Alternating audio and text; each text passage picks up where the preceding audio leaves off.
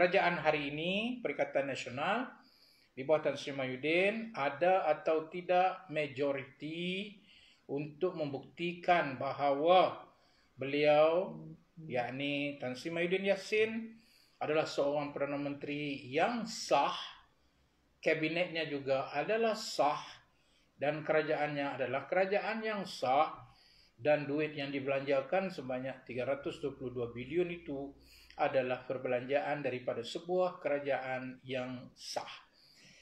Saya sudah ulang beberapa kali, ya, undi kepada bajet itu seperti yang disebut tadi oleh rakan-rakan kita, 108 versus 110, adalah undi yang terikat dengan sokongan kepada bajet.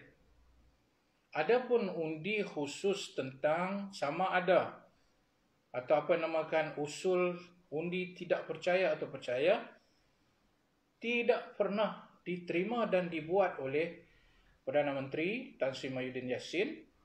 Dan kerana itu, walaupun di sepanjang undian dari peringkat jawatan kuasa, dia paling tinggi dia boleh pergi 110, ia tetap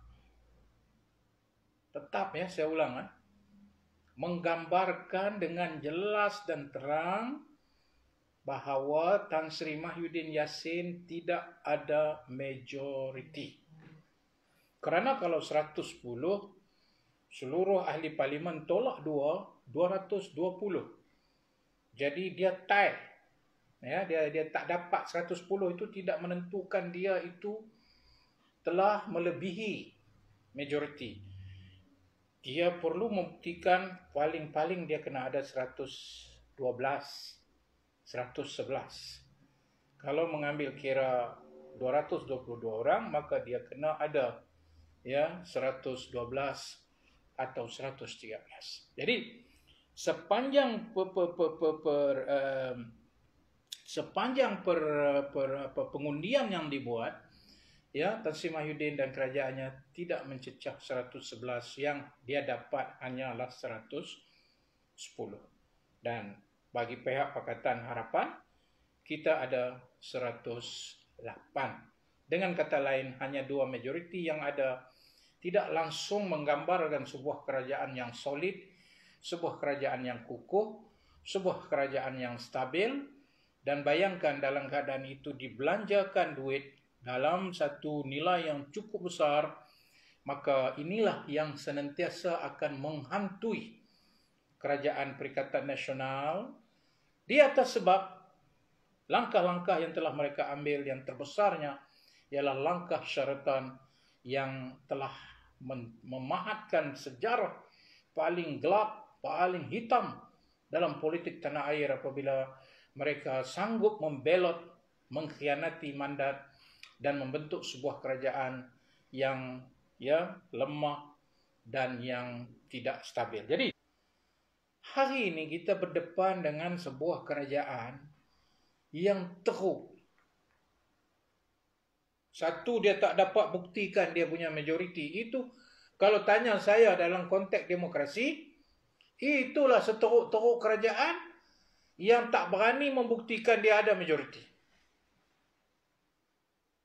Paling teruk. Sampai habis parlimen 17 hari bulan Disember, tak ada majoriti. Itu satu teruk lah. Yang kedua, bagaimana kita tengok, ya, tak serit dia meneruskan dalam kita menegur kabinet yang terlalu besar, dalam kita menegur GLC yang dipegang oleh ahli-ahli parlimen. Kerana dengan itu telah menjejaskan kebebasan ahli-ahli parlimen untuk membuat keputusan kerana terikat dengan jawatan-jawatan yang ditawarkan. Kita tegur duta khas ni apa kerja dia, abang mai kat saya. Dalam suasana dunia hari ini yang mengalami krisis COVID ni, apa perlu kita kepada duta khas? Kes Israel, macam mana negara Arab hari ini tanda tangan normalisasi ataupun ya dia mengendurkan hubungan, dia normalisasikan hubungan dengan Israel. Apa kenyataan duta khas Timur Tengah? Yang dulu bergegar bercakap tentang negara haram Israel, tak boleh kita ada hubungan dengan Israel, bunuh rakyat Palestin. Duta ni, kerja dia bercakap tentang polisi dan dasar Timur Tengah. Sampai hari ini tidak ada. Apa kerja dia? Bagilah gaji. Bertaraf menteri. Jadi duta ke mana kalau lagi? Bagilah gaji free. Supaya duduk senyap. Sokong sajalah.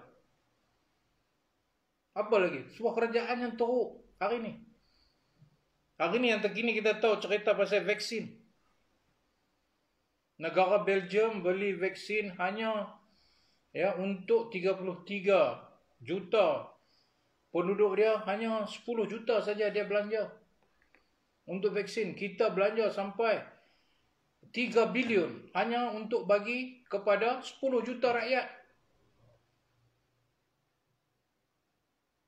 Macam mana kita nak jawab semua ini?